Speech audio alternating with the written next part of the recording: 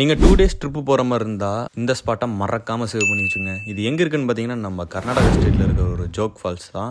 இதுக்கு போகிற பட்ஜெட் பார்த்தீங்கன்னா வெறும் 2000 தான். நீங்கள் கோயம்புத்தூரில் எங்கே இருந்தாலும் சரி நீங்கள் நைட் ட்ராவல் சூஸ் பண்ணிக்கோங்க. ஏன்னா நாங்களும் அந்த மாதிரி தான் சூஸ் பண்ணோம். நைட் பார்த்தீங்கன்னா ஒரு 11:30க்கு லாஸ்ட் பஸ் இருக்கும் மைசூருக்கு. ஒரு டிக்கெட் காஸ்ட் பார்த்தீங்கன்னா ஒரு 300 வரும் பர் பர்சனுக்கு. ஸோ நீங்கள் காலையில் ஒரு 5 மணிக்கு நீங்கள் மைசூர் ரீச் ஆகிடலாம். அங்கேருந்து பார்த்தீங்கன்னா ஒரு 1.5 கிலோமீட்டர் ரயில்வே ஸ்டேஷன் இருக்கும். நீங்கள் நடந்தும் போகலாம் இல்லைனா ஆட்டோ பிடிச்சும் போகலாம். நீங்கள் ரயில்வே ஸ்டேஷன் போயிட்டீங்கன்னா காலையில் ரெகுலராக பார்த்தீங்கன்னா 6 மணிக்கு அந்த ட்ரெயின் வந்து ஸ்டார்ட் ஆகும் மைசூர்லேருந்து தாலக்குப்பா. அதோட ட்ரெயின் காஸ்ட் பார்த்தீங்கன்னா நாங்கள் முன்னாடியே நாங்கள் புக்கிங் பண்ணதுனால எங்களுக்கு ஒரு 160 சம்திங் அந்த மாதிரி தான் வந்துச்சு. நீங்கள் நேரில் எவ்வளோ வரும்னு எங்களுக்கு தெரியல. ஸோ நீங்கள் அங்கே டிக்கெட் எடுத்துட்டீங்கன்னா நீங்கள் ட்ரெயின் ஏறிடலாம். 6 ஹவர்ஸ் ட்ராவலாக இருக்கும். தாலக்குப்பா ரீச் ஆயிடலாம். வெளியே வந்தீங்கன்னா 5 நிமிஷத்துக்கு ஒரு பஸ் கிட்டே இருக்குங்க. நீங்கள் 30லேருந்து 40 ருபீஸ்க்குள்ளே வரும். ஒரு பஸ்ஸுக்கு ஒரு மாதிரி சார்ஜ் பண்ணுறாங்க. ஸோ நமக்கு அது தெரிய மாட்டேங்குது. நீங்கள் ஜாக் ஃபால்ஸ் போயிடலாம். ஸோ அங்கே போயிட்டீங்கன்னா எப்பயும் போல் ரெகுலராக தூரத்துலேருந்து பார்க்காம கொஞ்சம் கிட்ட போய் பார்க்கணும்னு நினச்சிங்கன்னா வெளியே வந்தீங்கன்னா கேப்லாம் லைனாக நின்றுட்டு இருக்கும். பர் பர்சனுக்கு பார்த்தீங்கன்னா 200 சார்ஜ் பண்ணுவாங்க. நீங்கள் பேசிக்கிங்க. அங்கே பார்த்தீங்கன்னா அவங்க 2 ஃபால்ஸ் கூட்டிகிட்டு போவாங்க.